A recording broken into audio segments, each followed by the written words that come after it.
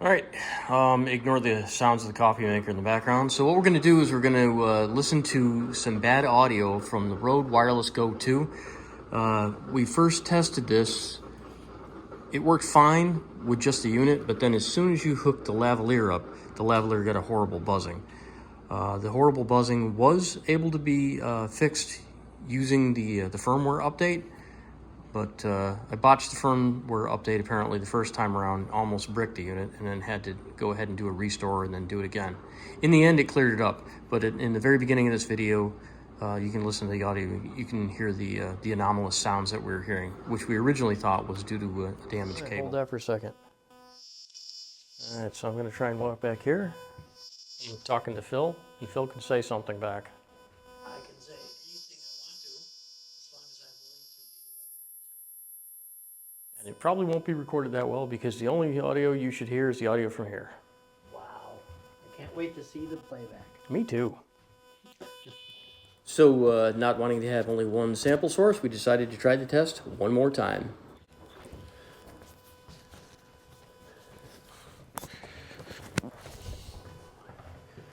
This is testing the microphone. We're going to see how this works attached to my shirt, and just talking normally into the microphone. Not too big a deal. Hopefully there's no noise this time.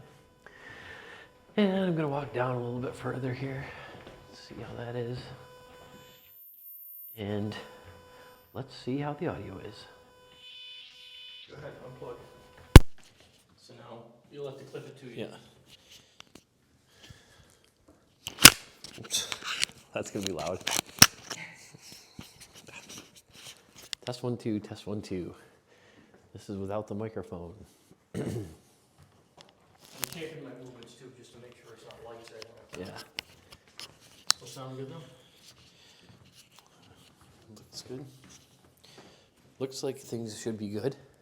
This would be where it would be normal. So after that test, we came toward the end of the day. I had done the firmware update, but didn't really get a chance to fully test it again, so I brought it home. I'm showing you the receiver instead of the transmitter because the receiver is just cooler looking. So now let's move on to the footage post-update. All right. So I'm going to be testing this lavalier microphone. So this is the lavalier microphone that is connected up to the, connected up to the Rode mic. I ran it down through my my shirt. So I'm just going to toss this little unit, the backpack, into my back pocket.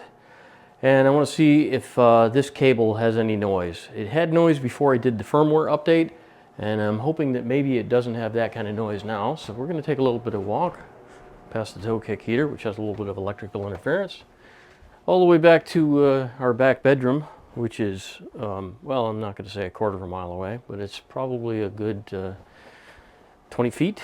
And then I'll go ahead and walk back through, waving to you on the way out through. Then I'm going to go to the other room. So this is the other far end of the house. And I'm over by the electrical panel, so if there's going to be any noise, this should be the place for the noise.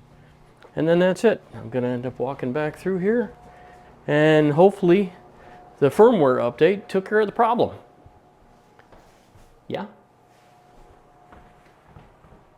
All right. Now, one to be satisfied with the simple test. I'm going to go outside of the house now. And I think I'm going to take a quick walk over toward the barn. So we're going to see if any of the interference develops over distance. You can hear me crunching over the snow here, obviously. I'm probably about 50 feet away from the house, maybe 60 feet away from the house right now. So if you're still getting me and you're still hearing me well, good on road. I'd say they're doing a good job here. So, all right, this is probably 75, maybe 80 feet away. And I'm going to go ahead and walk back. So the noise that we were getting before was kind of like a buzzing noise.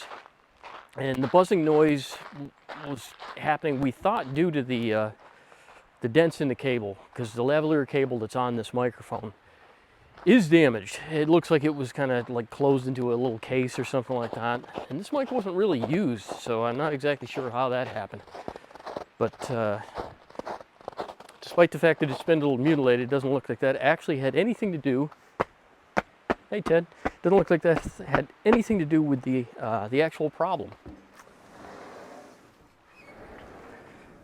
It seems like the actual problem was the software update.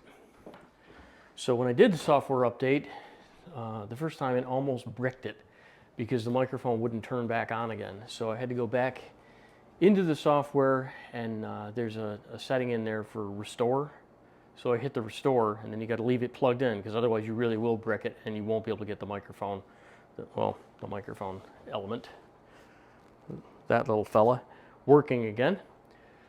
You have to send it back to Rode from what I gather. So I was happy to see that it reset and restarted, and it seems to be going without noise. So yeah, there's that.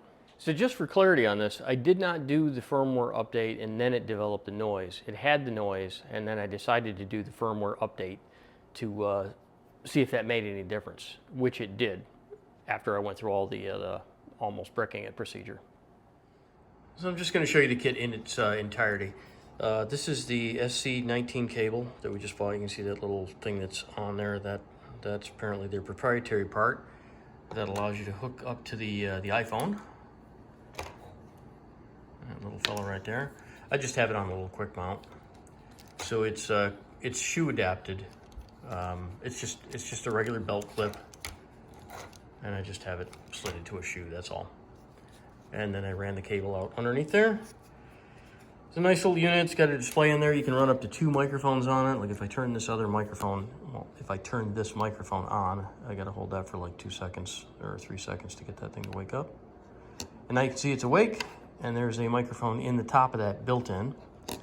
We wanted to use the lavalier, which is what the big part of this was. So I don't know if you can see them or not. There's a couple of dents in that cable, which we thought were the problems initially. I am not biting the cable, by the way. That's loose in there. I just have it in there. But it looked like the thing was snapped into a plastic case or something. But you can hook up to 2 separate microphones on here. You can see the one on the right-hand side is not livened. The one on the left-hand side is the one that I would be using right now if my phone was plugged into the business end of that. So if I turn this microphone off, you will see that go out. And that's it. No more signal coming from that. And then you can see the second battery thing is the battery thing for the receiver. Boy, this is dirty. Lots of fingerprints get caught up on this little fella. And then I just hold my power button down and I can kill it. There's a couple other features on here that I'm not really super worried about. You can link the 2 together. This also, when you're using the software, this records. So this acts as a standalone recorder. So while you're out there, if for some reason you do get far enough away and you break contact with the receiver for whatever reason, depending on what you're using this for, this doesn't have to be hooked up to an iPhone. This can be hooked up to a camcorder or whatever. But if you do lose signal or something gets in your way, electrical interference or something like that, this acts as an independent recorder. You can pull these tracks off and then sync them back up with your production later. So it's actually this is a really cool little unit. I think it's like $299. And then the cable was additional. We didn't get the cable with this, had to get it separately. And that's not that much. It's like 29 bucks, I think. All right, so as time goes on, I will be using this more, and I'll be testing it here and there, and I'll let you know how that goes. So far, looking pretty positive.